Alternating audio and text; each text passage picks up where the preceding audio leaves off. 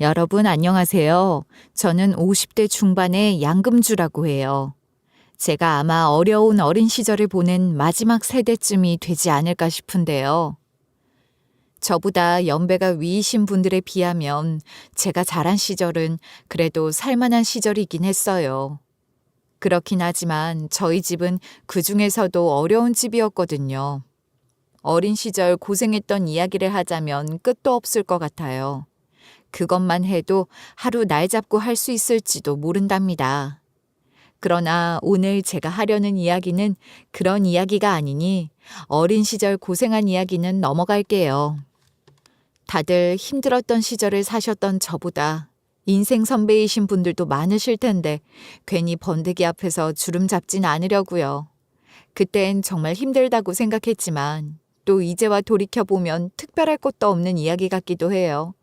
하루 벌어 하루 먹고 사는 부모님 밑에서 고생이 당연한 것이라 여기고 자란 전 공부도 많이 못했고 고등학교 졸업하고부턴 공장에서 일했어요. 그리고 그곳에서 남편도 만났답니다.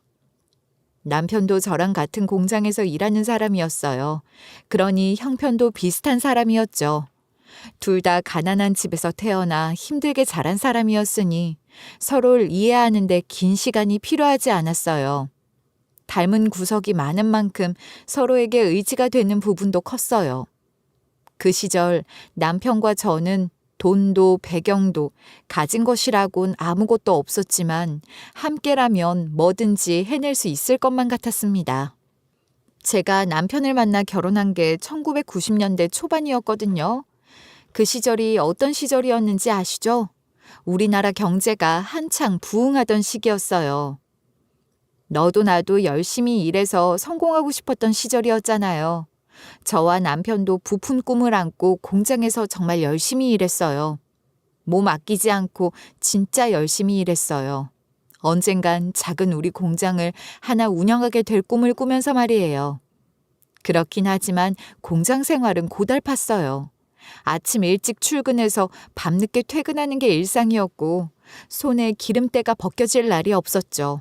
하루 종일 서서 일하면 다리가 퉁퉁 붓고 기계 돌아가는 소음 때문에 머리도 아프고 청력도 약해지는 것 같았지만 그래도 희망이 있었으니 해낼 수 있었습니다.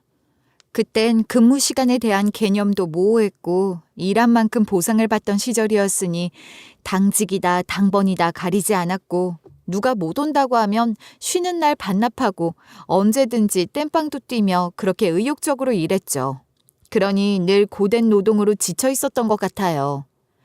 그럼에도 불구하고 형편은 참 나아지지 않더라고요. 아무리 근무 시간을 늘린다고 해도 월급은 빠듯했고 저축할 돈은커녕 하루하루 살아가기 바빴어요. 방 하나짜리 단칸방에서 신혼생활을 시작해 작은 가스레인지 하나 놓고 밥을 해먹으며 살았는데 여름이면 찜통이고 겨울이면 벽이 얼음장처럼 차가워지는 집이었어요. 어렸을 때야 고생하며 사는 사람들이 많았으니 힘들어도 다 그렇게 사나 보네 하며 그럭저럭 견딜 수 있었던 것 같은데 그땐 좀 허무하기도 하고 힘이 많이 빠졌던 것 같아요. 그런 중에 뜻하지 않게 아이가 생겼어요. 80년대까지만 해도 딸 아들 구별 말고 둘만 낳아 잘 기르자는 포스터를 볼 수 있었는데 90년대가 되면서부턴 출산율이 급격히 낮아지기 시작했거든요. 그러니 제 신혼 시절은 다들 PM을 어떻게 해야 하는지 그런 식으로 계획을 세우던 때였죠. 그렇긴 했지만 남편과 저는 구체적인 자녀 계획 같은 건 없었어요. 계획할 여유도 없었고 순리대로 살자는 생각을 했던 것 같아요. 그러다 덜컥 아이가 생긴 건데 처음 임신 사실을 알게 됐을 때는 기쁘기도 했지만 막막했죠. 아이나 키울 형편이 아니었으니까요. 제대로 먹이고 입힐 수나 있을지 그런 현실적인 걱정이 앞섰던 겁니다. 하지만 막상 태어난 아들을 품에 안으니 다른 생각은 아무것도 나지 않았어요. 이 아이를 위해서라면 나는 무엇이든 할 수 있다. 이 아이를 위해서라도 더 열심히 살아야겠다. 딱 그 한 가지 생각만 했던 것 같아요. 아이를 낳고 나서 저는 다시 공장에 나가야 했어요. 몸이 회복될 틈도 없이 일터로 돌아가기 위해 새벽같이 그 어린아이를 맡길 곳을 찾아다니고 퇴근 후엔 녹초가 된 몸을 이끌고 아이를 데려오곤 했어요. 밤마다 젖을 먹이고 우는 애를 달래느라 꾸벅꾸벅 졸면서 앉은 채 선잠을 자는 날이 허다했고, 너무 피곤해서 머리만 대면 그대로 골아 떨어질 것 같았지만 마음 놓고 잠을 잘 수 있는 날은 거의 없었습니다. 그렇게 힘든 나날을 보냈지만 그래도 행복했던 시절이었다고 말할 수 있을 거예요. 아들의 작은 손가락이 제 손가락을 꽉 쥐는 순간 그 넘치는 에너지에 없던 힘도 솟아나는 것 같았죠. 아무리 열심히 일해도 나아지지 않는 어려운 형편에 지쳐갈 무렵 제게 찾아온 아들은 더 나은 미래를 다시 꿈꾸게 했고 절대 포기하지 말라고 말하는 것 같았습니다. 그렇게 아들을 키우다 보니 시간이 어찌나 빨리 흐르던지요. 고된 하루하루는 길게 느껴지는 날들도 있었으나 일주일, 한 달, 1년은 참으로 빠르게 흘러갔던 것 같아요. 눈 깜짝할 사이에 아들은 3살이 되었어요. 뒤집기를 하고 걸음마를 시작하던 게 엊그제 같은데 어느새 볼볼볼볼 잘만 걸어다니며 제법 이런저런 말들을 쫑알거리는 아들이 얼마나 예뻤는지 몰라요. 그래서 그 무렵 저는 아들을 데리고 다니는 재미가 쏠쏠했어요. 어딜 가든 아들을 데리고 다니며 자랑도 하고 싶었고, 일하는 시간 외에는 아들과 한시도 떨어지고 싶지 않았던 것 같아요. 그날도 그랬어요. 그의 여름 유난히 더웠는데 그 중에서도 정말 더웠던 날, 3살 난 아들을 데리고 시장에 갔는데 날도 너무 덥고 손에 들고 있던 장본 것들이 너무 무거워서 잠깐 짐 정리를 좀 하려고 단골 채소 가게 평상에 아들을 앉혀놓고 저도 한숨 돌리며 땀도 좀 식히고 뒤돌아봤더니 방금 전까지만 해도 있던 아들이 감쪽같이 사라진 겁니다. 처음엔 그냥 장난치는 줄 알았어요. 장난기가 많은 아이였거든요. 어디 숨어서 보고 있다가 깔깔거리며 나타날 줄 알았지만 아무리 이름을 불러도 제 아들은 나타나지 않았습니다. 정말이지 심장이 덜컥 내려앉는 것 같았어요. 저는 목이 터져라 아들 이름을 울부짖으며 온 시장을 헤매고 다니며 보이는 사람들을 죄다 붙잡고 제 아들을 봤냐고 물어봤지만 다들 모른다고만 했어요. 저는 이미 제정신이 아니었고 시장 상인들 도움으로 파출소에 신고도 했지만 당시 경찰 대응은 지금처럼 체계적이지 않았고 대수롭지 않게 여기는 것 같기도 했습니다. 요즘이야 곳곳에 CCTV가 다 있어서 애가 어디로 갔는지 금방 추적을 할 수도 있지만 그땐 그렇지도 않았죠. 그냥 이렇게 앉아만 계실 거예요? 애가 없어졌다고요. 겨우 3살 난 애가 없어졌는데 뭐라도 좀 해주세요. 아니 아주머니, 시장에서 없어진 애가 어디로 갔는지 우리가 점쟁이도 아니고 무슨 수로 찾습니까? 일단 인근 파출소에 다 협조를 구해놨고 우리 팀에서도 순찰을 돌고 있잖아요. 무슨 수로 찾냐뇨. 그게 할 소리예요? 시장에서 애를 잃어버린 제 잘못이라는 겁니까? 에? 거참, 애 잃어버리고 제정신 아닌 건 알겠지만 그런 식으로 말하면 곤란하죠. 내가 별 볼 일 없어 보이니까 무시하는 거 아니냐고요. 네? 어디 말씀해보세요.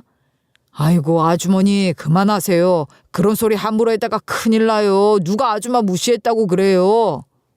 애타는 제 심정에 비할 순 없겠지만 너무나도 태평인 경찰들이 야속했고 가난한 집 아이는 경찰도 적극적으로 수사해주지 않는 것인가 하는 생각마저 들어서 억울함을 토로했다가 유치장에 들어갈 뻔도 했습니다. 저를 나무라듯이 말하는 경찰도 있었고 화를 내는 경찰도 있었어요. 자격지심이었을지도 모르지만 아무리 그래도 경찰이라는 사람들이 어떻게 저럴 수가 있나 싶었어요. 제가 아무리 간청을 해도 경찰에서 더 이상 할 수 있는 게 없으니 연락을 기다려라. 정 그렇게 답답하면 직접 어린이 보호소나 고아원을 찾아다니며 알아보라는 말만 하더라고요. 그러나 아무리 기다려도 어떤 소식도 들을 수가 없었죠. 어디서 발견이 됐거나 보호하고 있는 곳이 있다면 진작 연락이 왔을 거야. 아직까지 아무 연락이 없는 거면 누군가 작정하고 우리 애를 데려간 걸지도 몰라. 데려가다니 일부러 우리 애를 데려갔다는 거야? 대체 누가? 왜? 다들 애를 많이 낳으려고 하지도 않는데 왜 남의 애를 데려가? 요즘도 어린애들 데려다가 돈 받고 입양 보내고 그런단 뉴스를 본 적이 있어. 아예 일어나지 않은 일이 아니라고. 말도 안 돼. 대체 왜 그런 짓을 해? 왜? 누가 무슨 억하심정으로 내 귀한 아들을 데려가서 그런 나쁜 짓을 하려고 한다는 거야. 안 돼, 내 아들. 안 된다고. 여보, 진정 좀 해. 그렇다는 게 아니라 그럴 수도 있다는 얘기를 하는 거잖아. 당신은 어쩜 그렇게 침착해? 지금 이런 상황에서 내가 어떻게 진정을 하냐고. 우리 아들 나 혼자 낳았어? 당신 아들은 아냐? 그럼 나도 당신처럼 날마다 미친 사람처럼 온 동네 헤매고 다니면서 울고불고 같이 그럴까? 애도 애지만 우리도 살아야 할 거 아니니? 대체 언제까지 이럴 거야, 어? 내 아들 찾을 때까지 이럴 거야. 난 내 아들 절대 포기 못해. 경찰이 나서주지 않았고 그 어느 곳에서도 제 아들을 데리고 있던 곳에서 연락이 오지 않았으니 제가 직접 아들을 찾아 나설 수밖에 없었어요. 서울 시내 아동보호시설과 보육원을 이잡듯이 뒤지고 다녔죠. 그렇게 몇 달을 매달려도 제 아들의 흔적조차 찾을 수가 없었습니다. 아들을 잃어버렸다는 현실을 받아들일 수밖에 없었고 그때부턴 당장 아들을 찾진 못하더라도 아들이 어디엔가 살아만 있어주길 바라는 심정이 됐어요. 어디선가 잘 살아만 준다면 언젠가는 만날 수 있을 거란 희망이라도 품어야 삶을 이어갈 수 있었거든요. 그러나 아들을 잃었다는 사실을 인정한다고 해서 아들 찾는 것을 포기할 순 없었어요. 그건 별개의 이야기였죠. 저는 아들 사진 한 장을 들고 인쇄소를 찾았습니다. 떨리는 손으로 아들 사진 넣은 미아 전단지를 들고 저는 거리로 나섰어요. 시장 입구, 버스 정류장, 골목 어귀, 전봇대마다 아들의 얼굴이 박힌 미아 전단지를 붙였고 지나가는 사람들에게도 절박한 목소리로 자세히 좀 봐달라며 한 장씩 쥐어줬어요. 어떤 사람들은 안타까운 눈빛으로 받았고 또 어떤 사람들은 죄송합니다 하며 고개를 돌렸고 덜어는 귀찮다는 듯 손을 휘젓고 가버리거나 억지로 쥐어준 전단지를 그냥 바로 바닥에 버리는 사람도 있었죠. 바닥에 떨어져 사람들에게 밟히고 있는 아들의 사진을 보면 제 가슴이 찢어지는 것 같았어요. 사람들에게 밟히기 전에 얼른 주워 흙을 털어내고 제 가슴에 아들 얼굴을 한 번 더 안아보곤 했습니다. 때로 경찰에게 주의를 받기도 했고 파출소에 불려간 적도 있었지만 저는 멈출 수가 없었어요. 손에 남은 전단지가 한 장이라도 있으면 저는 계속해서 붙이고 또 붙였고 돌리고 또 돌렸어요. 서울을 떠나 전국을 돌며 그 전단지를 돌리기 시작하면서부턴 인쇄소에서 수천 장씩 전단지를 뽑아 시외버스 터미널, 기차역, 놀이공원, 심지어 해외 입양 아동이 많다는 공항까지 가서 전단지를 돌렸어요. 불법으로 붙인 벽보라며 공무원들이 떼어버리면 또 붙였고 누군가 장난처럼 낙서를 해놓은 게 보이면 그 위에 또 붙였어요. 비가 와서 번져도 종이가 낡아져도 또 붙이고 또 붙였습니다. 신문사와 방송국에 제보도 해보았지만 기사로서의 가치가 있다고 판단하긴 힘들다는 답변만 돌아오더군요. 그래도 저는 포기할 수 없었어요. 밤마다 아들 꿈을 꿨어요. 엄마가 여기 있다고, 엄마가 너를 찾고 있다고, 제발 어디에 있든 알려달라고 울다가 잠에 깨는 날이 허다했죠. 엄마가 널 찾으러 갈 거라고, 네가 어디에 있든 무슨 일이 있든 엄마는 갈 수 있다고 울부짖었습니다. 없는 형편에 제보 전화를 받기 위해서 휴대폰도 만들어서 목숨줄처럼 목에 걸고 전단지를 돌리러 다녔는데 몇 번쯤 비슷한 아이를 착각한 제보를 듣고 달려갔다가 허탕을 치기도 했지만 그런 일들이 생긴다는 것도 제겐 또 다른 희망과 같은 거였어요. 아무런 소식이 없는 것보단 허탕이라도 좋으니 그렇게 달려갈 곳이 생기는 게 저를 다시 거리로 나서게 했던 것 같아요. 그런데 정말 견디기 힘든 건 장난 같은 거짓 제보였습니다. 전화가 걸려올 때 거짓 제보라고 쓰여 있는 게 아니니 저로서는 그걸 구분할 방법이 없잖아요. 낯선 번호로 전화가 오면 언제나 쿵쾅거리는 심장을 부여잡고 다급하게 전화를 받았죠. 여보세요? 여보세요? 전화 받았습니다. 말씀하세요. 저 전단지 보고 전화 드렸는데요. 네네네네, 말씀하세요. 제 아들을 보셨나요? 보셨어요? 네, 그런 것 같아요. 틀림없어요. 지금 경동시장 근처에서 혼자 있는 애를 보고 지나쳤는데 전단지에 있는 아이랑 똑같이 생겼더라고요. 정말요? 경동시장 어디쯤에서 보셨나요? 제가 지금 바로 달려갈 테니까 정확한 위치를 좀 설명해 주세요. 부탁드립니다. 전화기를 움켜쥔 손이 덜덜 떨렸고 주소를 받아 적으며 저는 이미 눈물범벅이 되었어요. 전단지에 있는 아이와 똑같은 얼굴에 똑같은 옷을 입고 있는 아이를 봤단 소리에 저는 택시를 잡아타고 정신없이 그곳으로 달려갔어요. 택시 안에서도 온몸을 떨면서 기사님께 제발 빨리 좀 가달라고 외원했고 시장에 도착하자마자 샅샅이 뒤지며 그 큰 시장을 돌아다녔어요. 그러면서 사람들에게 전단지를 보여주고 다급하게 혹시 이 아이를 여기서 보지 못했냐고 조금 전에 여기서 이 아이가 혼자 있는 걸 본 사람이 있다고 물었지만 모두들 고개를 설레설레 저을 뿐이었습니다. 한참을 헤매다가 제보 전화를 해준 번호로 전화를 걸어서 아이를 봤다는 장소를 한 번 더 확인하려고 했죠. 여보세요? 아까 제보해 주셨던 분 맞죠? 지금 시장을 2바퀴나 돌았는데도 아이가 보이질 않아요. 위치를 한 번 더 확인해 주실 수 있으실까요? 아직도 찾고 있어요? 와, 진짜 그렇게 쉽게 찾을 줄 아셨나 보네. 아들 잃어버렸다면서 완전 날로 먹으려고 하는 거 아니야? 뭐? 당신 지금 뭐 하는 거예요? 내 아들, 분명 내 아들을 봤다고 했잖아요. 이 아줌마 진짜 웃기네. 내가 언제 그렇게 말했어요. 전단지에 있는 아이랑 똑같이 생긴 아이라고 했지. 아줌마 아들이라고는 안 했는데? 뭐야, 거짓말이었어? 처음부터 거짓말이었냐고? 다 그런 거지. 그러게 왜 애를 잃어버리고 그랬어요. 잘 더 찾아봐요. 이 정도도 못 참으면 그냥 포기해야지 뭐. 장난 전화라는 걸 깨닫고 나서부턴 숨이 가쁠 정도로 온몸이 떨렸는데 그런 저를 두고 전화기 너머에 있는 제보자가 저를 비웃듯이 아주 큰 소리로 웃는 게 들렸어요. 웃음소리는 한 사람의 소리가 아니었죠. 여럿이 모여 같이 들으며 깔깔대고 있었고 저는 아무 말도 못하고 손에 힘이 풀려 전화기를 떨어뜨리고 말았습니다. 그 자리에 주저앉아 미친 듯이 목 놓아 울었고 지나가던 사람들이 미친 사람 보듯 이상한 눈으로 저를 쳐다봤지만 그런 것에 신경 쓸 겨를 따위 없었어요. 그런 장난 전화를 한 번으로 끝나지 않더군요. 아이를 찾고 계시죠? 네, 맞아요. 제 아이를 보셨나요? 어디서요? 혹시 지금 제 아이가 있는 곳에 계시나요?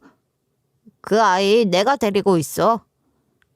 정말이에요? 제 아이를 보호하고 계신다고요?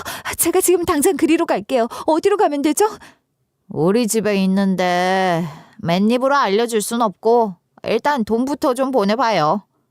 네? 돈이요? 그게 무슨 말씀이세요? 지금 저희 아이를 보호하고 계신 게 맞아요? 그렇다니까. 이 아줌마가 속고만 살아나. 내가 잘 데리고 있으니까 돈을 보내란 말이야. 네네네. 제 아이만 찾을 수 있다면 돈 드려야죠. 네, 드리겠습니다. 정말이죠. 두말하기 없는 겁니다. 얼마나 줄 건데요? 네, 그 전에 제 아들 목소리라도 한번 들려주세요. 부탁합니다. 아들을 찾을 수만 있다면 그깟 돈이야 뭘 팔아서라도 마련할 수 있다는 생각뿐이었어요. 그리고 전화기 너머에서 들려오는 아들의 목소리. 엄마 하고 저를 부르는 그 목소리는 분명 익숙한 제 아들의 목소리였어요. 눈물이 왈칵 쏟아졌고 아들의 이름을 부르며 괜찮냐고, 어디 아픈 데는 없냐고, 엄마가 금방 데리러 가겠다며 애절하게 전화기를 붙들고 있었는데 갑자기 전화기 너머에서 웃음소리가 터져 나왔습니다.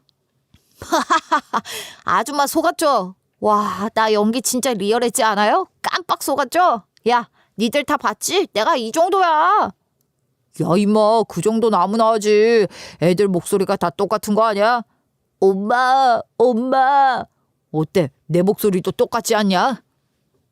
그제야 제대로 들어보니 제보자는 기껏 중학생이나 됐을까 말까한 어린 학생이었고 친구들끼리 모여 내기라도 하듯이 저를 가지고 놀고 있었던 겁니다. 저는 또다시 그 자리에 주저앉아 오열했어요. 저의 불행을 놀이처럼 여기며 한낱 장난거리로 삼는 사람들이 정말이지 너무나도 야속했어요.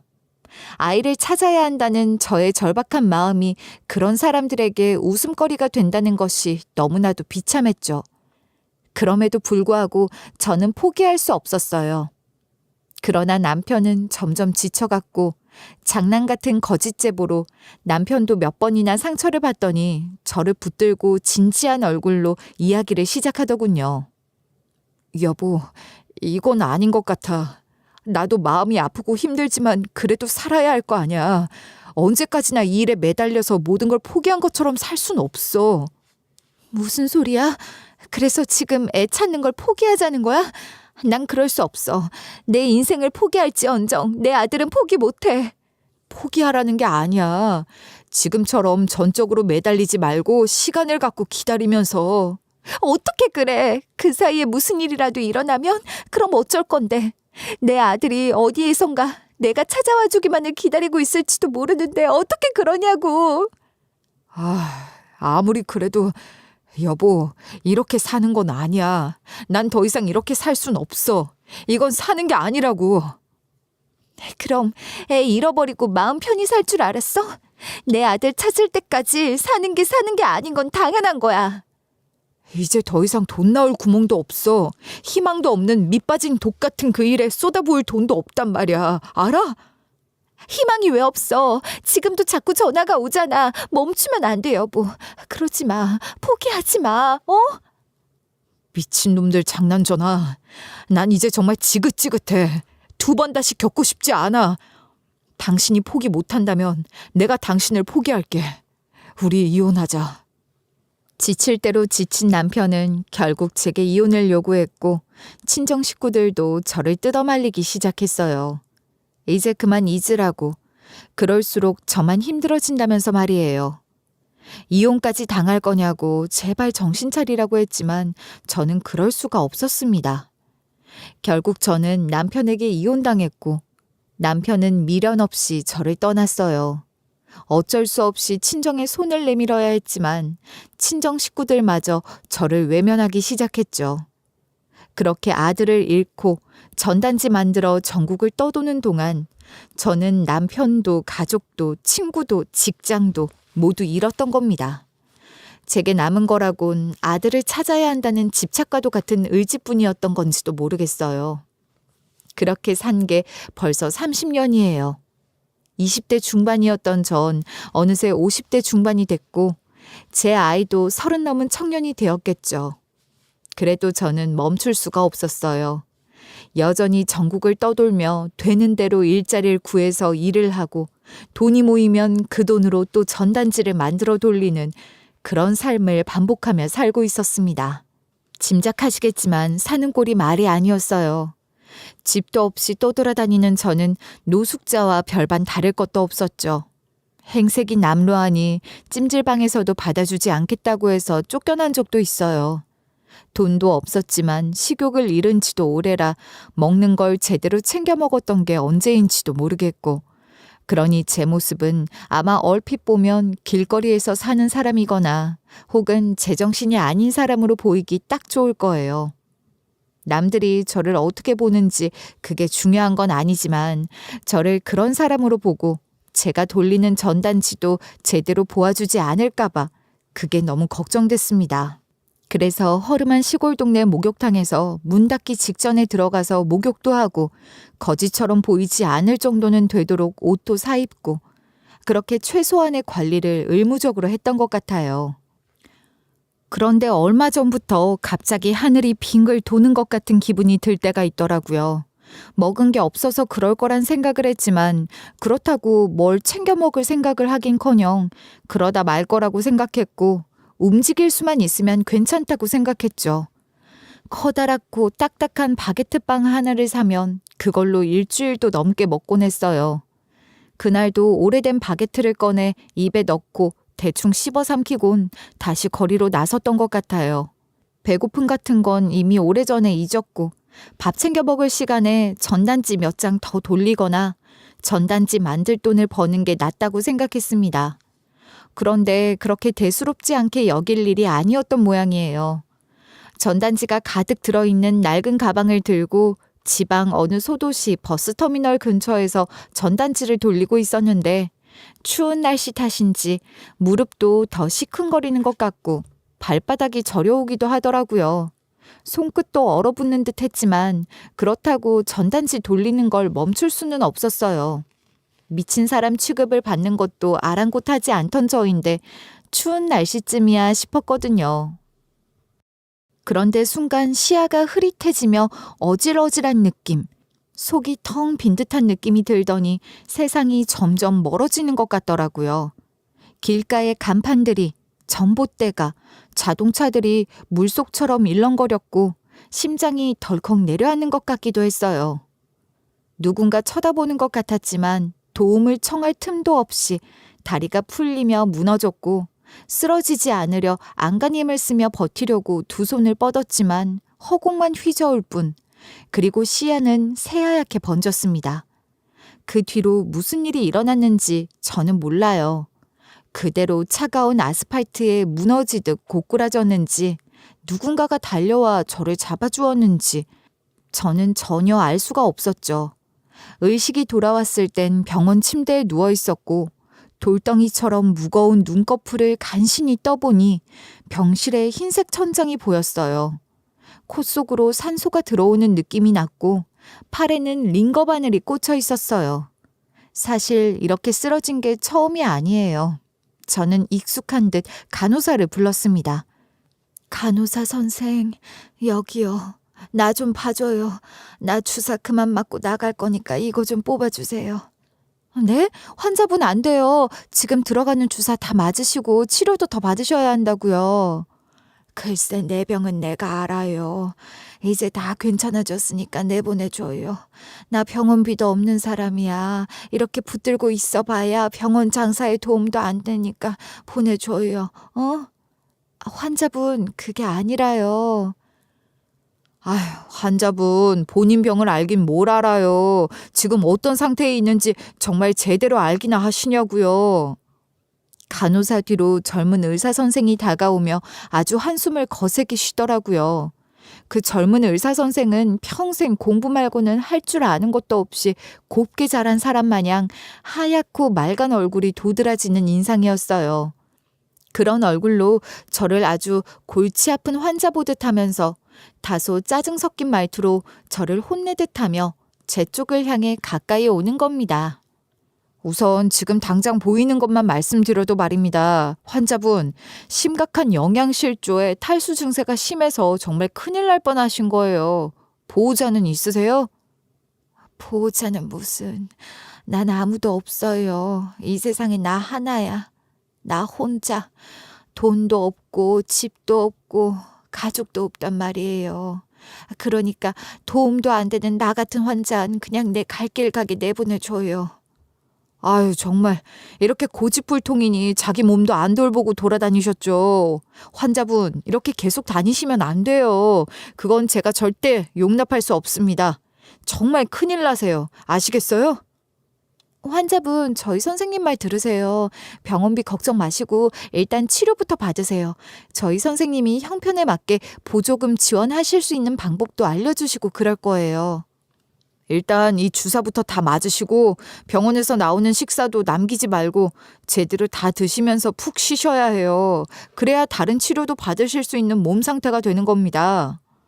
젊은 의사는 여전히 툴툴거리며 더 큰 한숨을 쉬었지만 다시 보니 짜증 섞인 말투라기보단 제 상황이나 처지를 안타까워하는 것 같기도 했어요.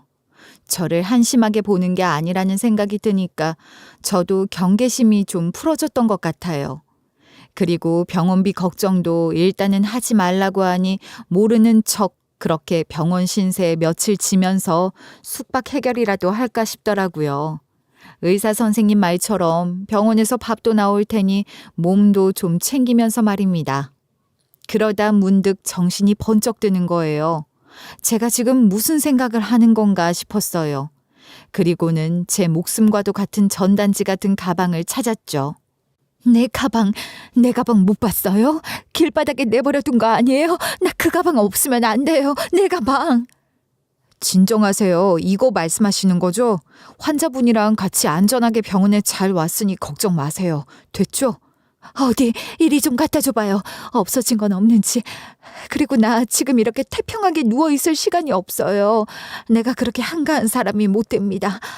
내 전단지 새로 뽑은 지 얼마 안 됐는데 그대로 다 있는 거 맞아요? 얼른 가방 좀 줘봐요. 아니, 대체 뭘 그렇게 애타게 찾으시는 거예요? 이 가방에 대체 뭐가 들었길래 무슨 보물지도라도 들었어요? 젊은 의사 선생은 그러면서 제 가방을 들어 올리더니 안에 들어있던 전단지를 꺼내보던데, 아니 그 의사 선생이 제 아들 미아 전단지를 보자마자 펑펑 울면서 쓰러지듯 주저앉는 거예요. 영문을 몰라 어리둥절할 새도 없이 갑자기 비상벨이 쩌렁쩌렁 요란한 소리를 내며 울리고 온 병원이 발칵 뒤집힌 겁니다.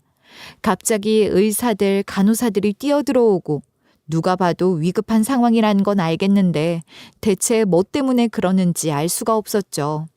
저 때문에 그러는 건 아니었고 설마 그 젊은 의사 때문인가 싶었는데 그런 거였더라고요.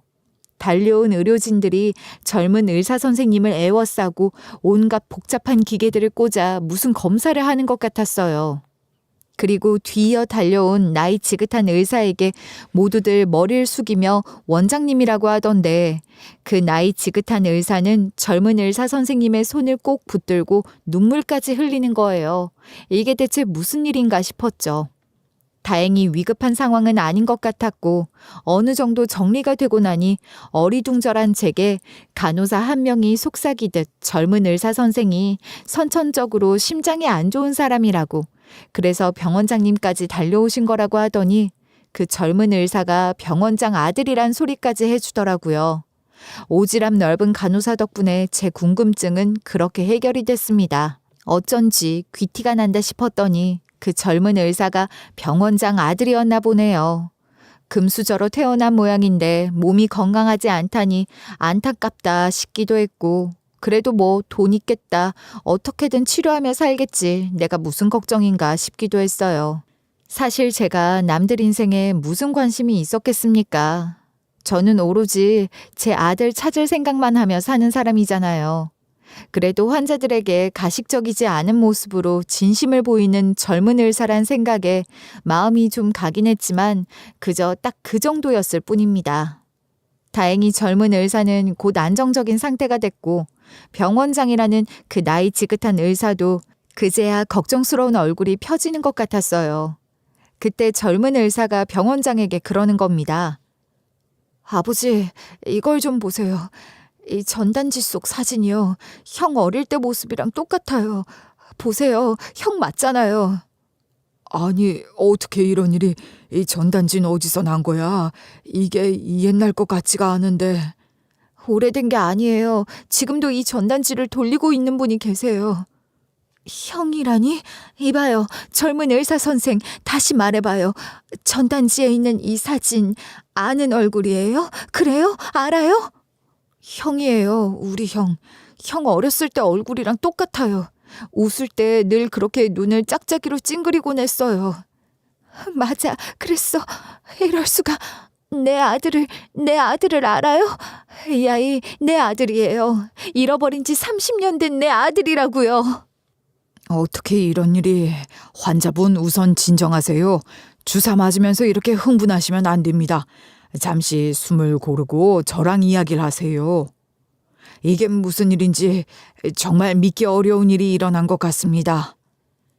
30년을 찾아 헤매는 동안 제 아들을 안다는 사람을 처음 만난 것인데 제가 어떻게 진정을 할 수가 있었겠어요.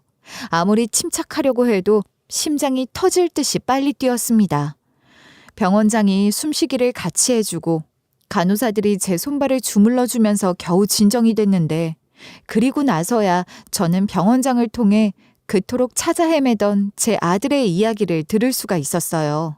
제 아들이 그 여름 시장에서 어떻게 사라지게 된 것인진 아무도 몰라요. 그건 알 수 없지만 제 아들은 그날 시장에서 사라진 후 우리가 함께 살던 곳에서 멀리 떨어진 이곳까지 어쩌다 오게 됐고 보육원에 맡겨졌고 병원장 부부에게 입양이 됐던 거라고 합니다. 병원장 부부는 아이가 없었는데 병원장의 아내가 제 아들을 본 순간 너무 예쁘다며 마음을 뺏겨 그 자리에서 입양을 결정했다고 해요. 그렇게 제 아들을 입양해 키우면서 행복한 시절을 보냈다는데 그러다 병원장 부부에게 아이가 생겼다는 겁니다. 그렇게 태어난 아이가 지금 그 젊은 의사 선생인 거죠. 그런데 그렇게 어렵게 얻은 아들이 선천적으로 심장이 아픈 상태로 태어났고 아버지가 아무리 유능한 의사라도 그건 어찌할 도리가 없었다고 해요. 오히려 의사면서도 아무것도 해줄 수가 없는 게 더 안타까웠을 겁니다. 그건 같은 부모의 심정으로 충분히 짐작할 수 있을 것 같았어요. 어렵게 얻은 아들을 살릴 수 있는 방법은 단 하나, 심장 이식만이 그 길이었다고 해요. 그러나 어린아이의 경우 작은 심장을 이식받기가 더 어렵다고들 하잖아요. 그런데 그 무렵 제 아들, 그러니까 병원장 부부가 입양한 큰아들이 큰 교통사고를 당했다는 거예요. 뭐라고요? 교통사고요? 내 아들이 말인가요? 많이 다쳤었나요? 그때가 몇 살 때였죠? 초등학교 3학년이었어요. 사고 현장을 본 사람들은 다 아이가 그 자리에서 죽었을 거라고 생각했을 정도로 엄청나게 큰 사고였어요. 죽어요? 그럼 제 아들이 교통사고로 그렇게 허망하게 떠났나요? 세상에, 내 아들이... 아닙니다. 두부 손상이 심해서 뇌사 상태가 됐지만 살아는 있었어요.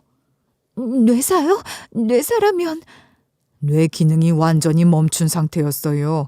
인공호흡기가 없으면 호흡도 할 수 없고 심장도 뛰지 않는 상태, 그런 상태였습니다. 그러니까 제 아들은 기계에 의존해 숨을 쉬고 심장이 뛰는 상태로 목숨이 붙어 있을 뿐 회복이 불가능한 상태였던 겁니다. 그 이야기를 들으며 저는 이미 무너졌어요. 아들을 찾아 헤맸던 30년 동안 이렇게 찾아도 흔적조차 찾을 수 없는 걸 보면 벌써 이 세상 아이가 아닐지도 모른다는 생각을 왜 안 해봤겠어요. 해보다 뿐입니까? 수도 없이 했던 생각이었죠. 그러나 막연히 그럴지도 모른다고 수만 번 생각했던 것과 그 일이 실제로 일어났다는 것을 확인하는 것과는 완전 다른 이야기였어요. 제 아들이 그렇게 큰 사고를 당해 사경을 헤매며 살아도 산 것이 아닌 상태였다는 이야기를 들으니 그 고통이 얼마나 심했을지, 얼마나 아팠을지 그런 생각에 제 심장이 찢기는 것 같았습니다. 초등학교 3학년, 겨우 10살밖에 안 된 그 불쌍한 삶이 안타깝고 아깝다는 생각까지 더해지니 정말 견디기 힘들었어요. 애미가 되어 자식 하나 제대로 지키지 못하고 잃어버린 것도 모자라 그 아들이 저보다 먼저 떠났다는 이야기를 듣는 것은 말로 다 표현할 수 없는 고통이었어요. 그래도 저는 제 아들의 마지막을 분명하게 알고 싶었습니다. 그래서 그 상태로 얼마나 힘들게 있었나요? 얼마 만에 떠났나요? 상태가 갑자기 나빠져서 위기를 몇 번이나 넘기기도 했지만 그렇다고 아이를 포기할 수는 없었어요. 저희 부부에게도 그 아이는 너무나 소중한 아들이었습니다. 제 아들을 그렇게 아끼고 사랑해 주셨다니. 그러니까 제 아이가 사랑 많이 받으며 맛있는 것도 많이 먹고 그렇게 살았던 거죠. 고맙습니다. 정말 진심으로 고맙습니다. 아닙니다. 아니에요. 저는 그런 말씀을 들을 자격이 없는 사람입니다. 제 이야기를 더 들어주십시오. 괜찮아요. 무슨 말씀을 하실지 알고 있습니다. 가망 없는 아이에게 계속해서 기계에 의존해 숨만 쉬게 할 수는 없으셨을 거예요. 이해합니다. 의사시잖아요. 현명한 선택을 하셨던 겁니다. 그게 아니에요. 저희는 고심 끝에 큰아들, 그러니까 그 아이의 심장을 작은 아들에게 이식하기로 했습니다. 정말 죄송합니다. 네? 뭐라고요? 그러니까 제 아들의 심장을 지금 저 젊은 의사 선생에게 줬단 건가요? 정말 죄송합니다. 입양한 아들 심장을 친아들에게 이식한다는 죄책감 때문에 저도 그랬지만 제 아내가 정말 많이 힘들어했어요. 정말입니다. 마지막 순간까지도 정말 정말 힘든 결정이었어요. 그건 심장을 이식받은 제 아들도 마찬가지였고요.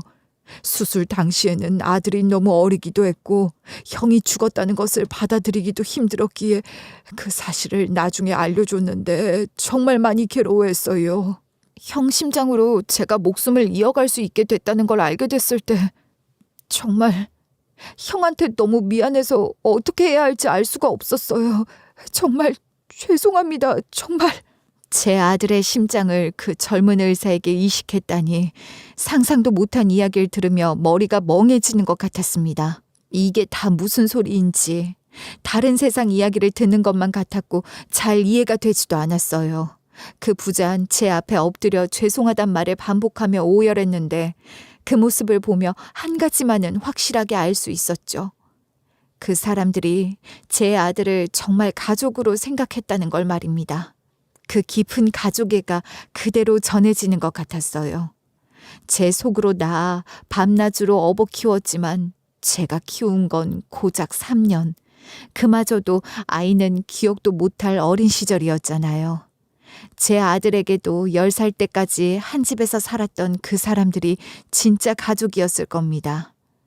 제 아들은 이미 오래전에 사고로 세상을 떠났지만 제 바로 앞에 있는 이 젊은 의사의 가슴에서 뛰고 있는 건 제 아들의 심장인 거잖아요. 제 아들의 심장을 이식받은 사람, 제 아들의 동생이었던 사람, 제 아들을 형이라고 친근하게 불렀던 사람이었어요. 저한테 미안해 하실 일이 아닙니다. 그러지 마세요. 젊은 선생도 그러지 말아요.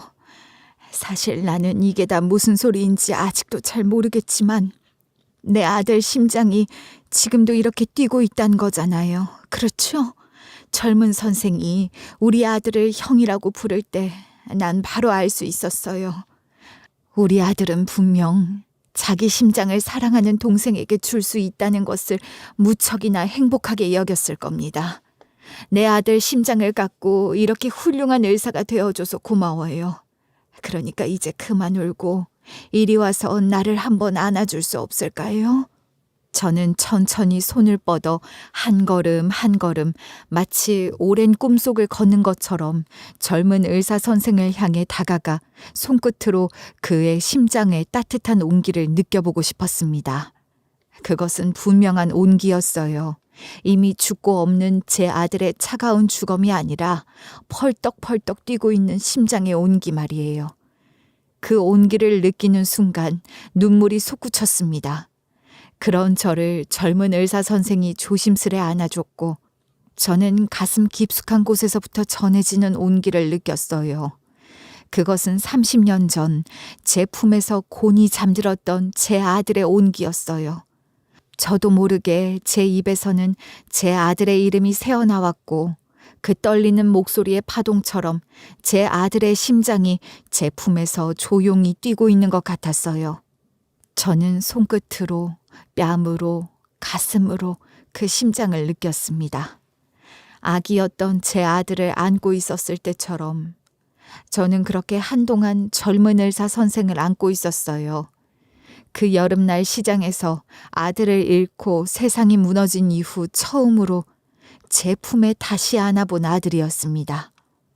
30년을 그토록 찾아 헤맸던 제 아들이 이미 이 세상에 없다는 절망과 제 아들 심장을 갖고 살고 있다는 사람을 만난 벅찬 기분이 혼란스럽기도 했어요. 슬프다는 단순한 감정이 아니었죠. 병원장과 젊은 의사는 저를 집으로 초대했고 병원장 사모님과 저는 아무 말 없이 서로를 안아주며 얼마나 많이 울었는지 몰라요. 무슨 말이 필요했을까요? 저희 둘 다 엄마잖아요. 그 마음은 한 마음이었을 겁니다. 제 아들이 너무 예뻐 첫눈에 반해 입양을 결심했다는데 그렇게 데려와 7년을 먹이고 입히고 제 아들을 보살피며 키웠던 엄마. 병원장 사모님은 제가 모르는 제 아들의 예쁜 모습을 훨씬 더 많이 알고 있는 사람이었어요. 그렇게 키운 아들을 떠나보내고 지금까지 가슴에 묻고 살아온 엄마. 마주 잡은 손에서 끌어안고 등을 쓸어주는 손길에서 저는 많은 것을 느낄 수 있었어요. 병원장 사모님도 그랬겠죠. 어린 아들을 잃고 30년을 헤맸던 제 심정을 사모님도 같이 느끼고 있는 것 같았습니다. 저희 두 사람은 그렇게 한 사람이 된 것처럼 아들을 그리워하는 마음으로 한참을 울었어요. 그것은 생각보다 훨씬 큰 위로가 되었고 그 어느 때보다도 편안한 마음이 됐던 것 같아요. 병원장 사모님은 제게 제 아들이 커가는 과정을 찍어놓은 사진들을 보여주며 쉴 새 없이 제 아들 이야기를 해줬어요. 제 아들이 좋아했다는 추억이 가득한 물건들도 보여줬어요. 제 아들과 가족으로 살았던 사람들이 들려주는 제 아들의 이야기를 들으며 저는 많은 눈물을 흘렸지만 슬퍼서 흘리는 눈물이 아니었어요. 제 아들이 그렇게 행복하게 살았다는 것이 너무나 감사했습니다. 아무것도 해주지 못한 게 그렇게 미안했는데 제가 해주지 못한 것들을 이 가족들과 함께 누렸을 것을 생각하니 그것만으로도 얼마나 감사한 일인가요? 그래도 이 세상에 와서 그런 충만한 행복감을 누리고 살았다니 위안이 되는 것 같기도 했습니다. 병원장 가족은 제게 어떻게든 사례 같은 걸 하고 싶다고 했어요. 그 마음이 어떤 마음인지 너무 잘 알지만 저는 그럴 수가 없다고 했었죠. 저는 제가 그런 호의를 받을 이유가 없다고 했어요. 제 품을 떠난 제 아들은 이미 그 사람들의 가족이었으니까요. 제가 제 아들의 생모라는 이유만으로 제 아들의 심장값을 받고 싶진 않았어요. 그런데 병원장 집에 다녀온 후 저는 제 아들 심장이 뛰고 있는 그 젊은 의사 선생을 가까이에서 오래도록 보고 싶단 생각을 했어요. 제 아들 심장을 느낄 수 있는 곳에서 살고 싶단 생각이 들었던 겁니다. 그래서 병원장을 찾아가 부탁을 했어요. 원장님, 제가 이 병원에서 할 수 있는 일이 있을까요? 제가 나이도 많고 몸도 성치 않지만 지금부터라도 건강하게 몸 관리 잘해서 열심히 할게요. 청소라도 할 수 있게 일자리를 줄 수 있으시겠어요? 청소라니요. 그런 일 하실 생각하지 마시고 가까이에서 편하게 지내시면 안 되겠습니까? 제 아내랑 말벗이라도 하며 그렇게 지내시면 좋겠어요. 청소라니요. 내가 더 늙어서 일을 할 수 없는 나이가 되면 몰라도 아직은 얼마든지 일을 할 수 있어요. 적어도 제 약값은 제가 낼 수 있을 정도로 노후 대비는 해놓고 싶기도 하고요. 일자리를 주시는 것만으로도 제겐 큰 도움이 됩니다. 정 그러시다면 그렇게 하세요. 대신 절대 무리하시면 안 되는 거 아시죠? 제가 계속 지켜보고 체크할 겁니다. 아이고, 네, 제발 그렇게 해주세요. 저도 아프기 싫어요. 저는 그렇게 병원장 병원에서 일자리 구해 일하기 시작했고 이 도시에 정착해서 살 생각을 하고 있어요. 당장 집도 한 칸 없는 처지라 병원장은 자기 집에 들어와서 살거나 살 집을 구해주겠다고도 했는데 병원에 숙직실로 쓰는 공간이 있어서 당분간은 거기서 지내겠다고 했어요. 침대도 제법 편하고 혼자 지내기에 부족함이 없답니다. 이렇게 좀 지내다가 작은 방 하나 얻어볼까 해요. 제 아들은 제 아들에게 주어진 삶을 다 살아내고 그렇게 떠났으니 이제 저도 제 몫의 삶을 열심히 제대로 살아내고 싶거든요. 나중에 제 아들을 만났을 때 부끄럽지 않으려면 제 힘으로 이룬 것들로 살아가고 싶어요. 물론 병원장 가족관 앞으로도 계속 가깝게 지낼 겁니다. 아직 듣지 못한 제 아들 이야기가 얼마나 많겠어요. 병원장 사모도 저와 함께 제 아들 이야기를 하며 건강도 좋아지고 많이 웃게 됐다고 해요. 젊은 의사 선생은 저를 어머니라고 부른답니다. 아들 덕분에 제게도 가족이 생긴 것 같아요. 아주 오랫동안 사는 법을 잊고 살았는데 이제부터라도 의미 있는 삶을 살아가려고요. 30년을 길바닥을 떠돌았잖아요. 제게 남은 시간이 얼마가 될지 모르지만 그 시간은 지난 30년과는 다르게 살 겁니다. 천국에 있을 제 아들에게 말하고 싶어요. 엄마는 이제 울지 않을 거라고. 이제부턴 너를 찾기 위해서가 아니라 나 자신을 찾아가기 위해 내 삶을 살 거라고. 내게 가는 길이 부끄럽지 않도록, 내가 살아가는 모습이 네 삶을 헛되게 하지 않도록 다시 일어서겠다고 말입니다. 살 집을 구하고 먹고 사는 게 어느 정도 안정되면 좋은 일도 하고 싶어요. 길거리에서 노숙자나 다름없는 삶을 살 때 저도 여러 도움을 많이 받았었어요. 무료 급식도 받아 먹으러 다니고 무료 쉼터도 찾아다니고 그랬죠. 그런 사람들에게 도움이 될 수 있는 일들이 뭐가 있는지 찾아볼 생각이에요. 작은 힘이라도 보태고 싶고 그 또한 의미가 있다고 생각합니다. 여러분, 제 이야기 어떻게 들으셨나요? 주변에서 흔히 들을 수 있는 이야기는 분명 아니었을 것이고, 그래서 공감하기 어려운 부분도 있었겠지만 충분히 공감하고 나눌 수 있는 이야기가 있었을 거라고 생각해요. 저처럼 아이를 잃어버리고 몇십 년을 찾아 헤맨 사람이 몇이나 되겠습니까? 그러나 잠깐이라도 아이를 잃어버린 게 아닌가 하며 가슴 철렁했던 경험은 누구라도 있을 것이고, 굳이 그런 게 아니더라도 우리 엄마들은 누구나 공감할 수 있는, 아니, 아빠들도 공감할 수 있는 이야기가 됐을 거라 생각해요. 여러분들과 이런 감정들을 나눌 수 있어서 정말 좋았습니다. 제 이야기를 할 수 있도록 잘 들어주셔서 정말 너무 감사드려요. 여러분 덕분에 저는 또 이렇게 용기와 힘을 얻어서 열심히 살 수 있을 것 같아요. 다시 한번 감사드리며 마지막 인사를 대신할게요. 저 많이 응원해 주세요. 감사합니다.